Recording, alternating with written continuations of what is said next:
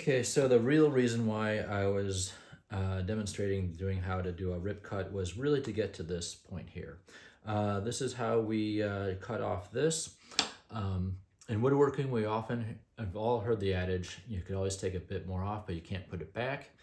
And with that, we often talk about sneaking up and on a cut where we could always shave off a whisker for that perfect fit.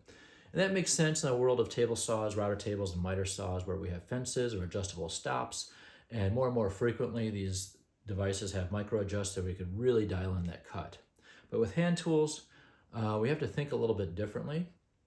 We don't have the precision to take off just a shaving with a handsaw, and often paring back to a line is a little fraught with danger because we're just kind of introducing kind of almost like a wobbly zigzag pattern as we try to sneak up and stay steady on that line. So it's better to learn the tricks and techniques that were learned way back before power tools when all furniture was made by hand.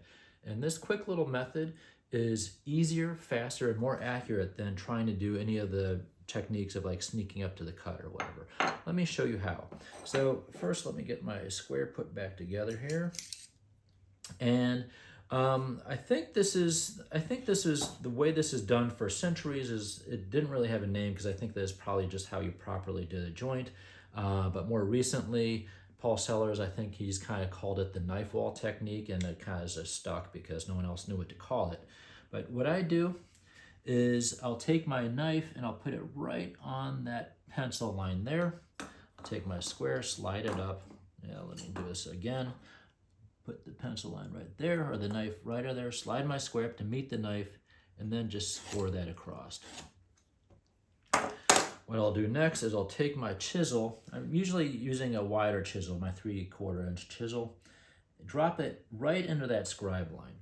Now you know you're in that scribe line because it's going to feel like it's locked in there. If you're outside the scribe line, you're going to be able to wiggle the chisel around, and that's no good. You want to make sure you're nice and locked in there.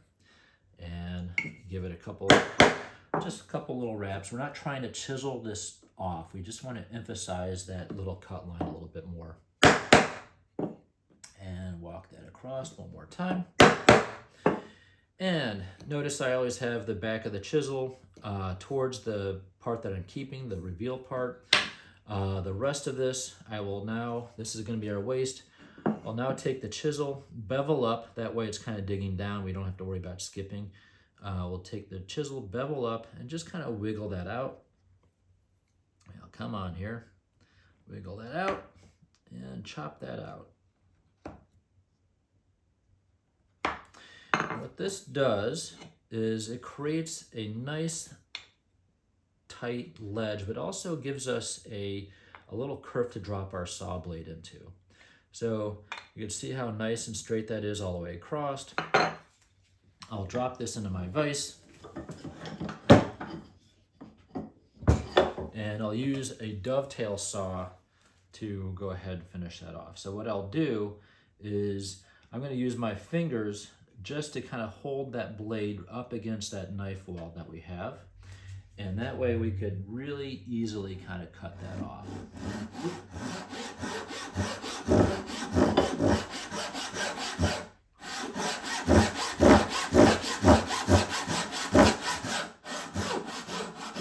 Give it a little bit of a wiggle test. It's real easy to overcut on these things. As we all know, we've seen students time and again cut off their entire tenon. So I just kind of do this little technique. And once it starts to get really loose, then rather than overcut, I'll usually use my chisel and just pop that off. I'd rather clean up debris and fuzz at the end there rather than have it overcut if whenever possible, because it's much easier to kind of clean this up. So to clean this up, let me see which way oh good, I'll do it this way. Just want to make sure you'll be able to see what's happening here. I'll get that clamped up. I'm going to hold the chisel, kind of pinch it like this, and just kind of chop down and work out that debris there. Once I kind of chop that down, I'm just doing that with hand pressure. I can now take it out and chop it out with a chisel. Now, what often happens is, now if I could find another scrap, what often happens is we cut this at a slight angle here. So if it's not perfectly square, it's kind of, we're striving for square, but we're humans, we can't get that at perfect 90. So what often happens is we get something that's a little bit like this. I don't know if you could see on the camera, but there's a slight, you can see a little bit of pencil there. And so we're not going to be able to get that nice tight fit. That's a real easy fix, and this is probably exactly how they did it back a century ago. They would take their chisel, and they're going to find that little knife wall right there.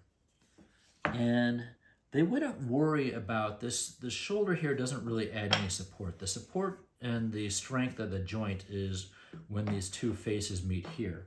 The shoulder, what matters is that this outside line here is what people would see when we get it mated together like that. So I'm actually going to go pretty aggressively. I'm going to turn the angle there. You can see that we're probably going at about a 3 to 5 degree angle, and I'm going to just chop that out and do the same thing here.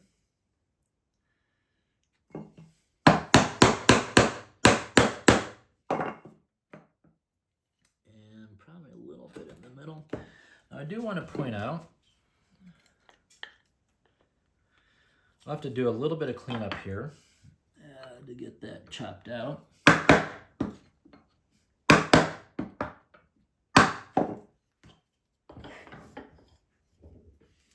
Just to kind of get that shoulder and all that debris out of there. But I want to point out that I did this middle part. You can see that kind of going down in there. But I left the outside shoulders right there and right there. And I only left about, oh my gosh, maybe like a 1/16 of an inch or so. And I'm going to do that. That's such a thin little piece. I'm actually going to do that with just hand pressure. Now I could worry about doing that at more of a 90 degree angle here. So I'm just going to kind of chop that down. Chop that down. And I could always adjust those a little bit more if I need to. There's a little bit of debris that's hanging on right there. And now I have that. Now I'll be able to get that nice and tight up against that joint. And so that is probably, I think, how they were done. I've seen videos on this, especially that old PBS show. I can't even remember the guy's name offhand. I'm drawing a blank. But that is how it's done. So again, have a nice little hollow part here and clean up your edges there. And now you have a nice tight fit.